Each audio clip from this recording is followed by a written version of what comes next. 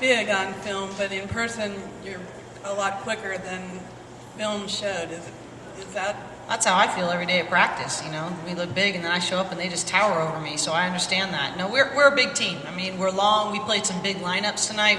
At one point, we had Markel, Atonye, Casey, Swain, and Alicia Brewer. I mean, that's a really, really long lineup. And so, you know, that allows us to get out on passing lanes and to rebound the basketball and to contest shots. And so, you know, that's definitely our advantage. I mean, their advantage was their quickness and their versatility and their three-point shooting. Ours was our length and our ability to go inside and get higher percentage shots. But she also thought you were a lot quicker than you looked on film. In person, not only were you big, but also quick. Are they deceptively quick?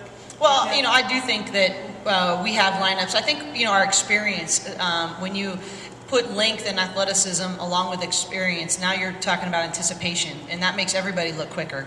I mean, you know, but Markel Walker and Atonye Yingafa, who are both playing on the perimeter for us for a lot of the time right now, they are not only athletic, but they're very smart. And so their ability to see what the defense is doing or see what the offense is doing and make a jump on the basketball, I think is really to our advantage. And, you know, we're versatile, we're athletic, we're long, those are our strengths. And, you know, we were able to assert those today, you know, but as you go on into the tournament, it's which team, game by game, can play to their strengths. And, you know, that's going to be a huge challenge on Monday versus Oklahoma. People have a tendency to not make a big fuss over teams that have three players that average 12 points a game.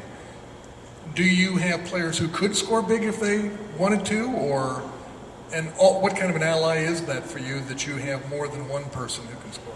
Well, I really do think it's a tremendous ally. I mean, we've had so many different players this year in double-doubles, both in rebounds and points. We've had players with 20-point games.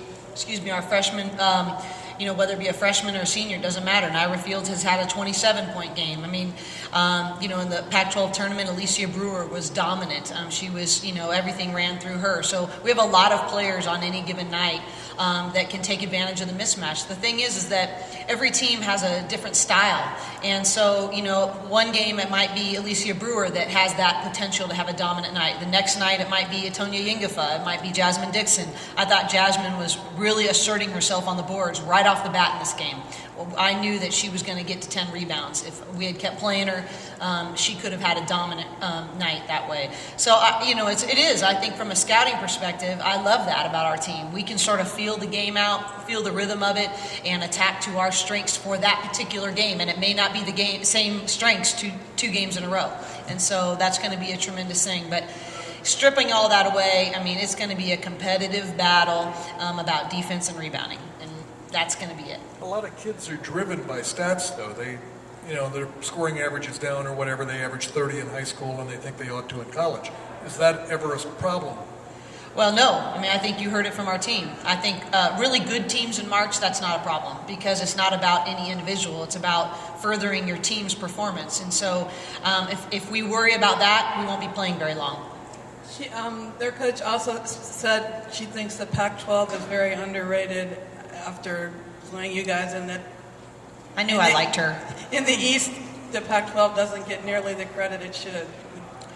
Well, I do think that. I think part of it is just a time zone issue that we always fight, that a lot of times when we're playing games, people on the East are going to sleep. But, you know, I'm so excited. I think we're just embarking in the Pac-12 on the incredible national scene that we're building. In the Pac-12 networks, the TV exposure, we had more TV games than any other conference this year, and we're not done yet.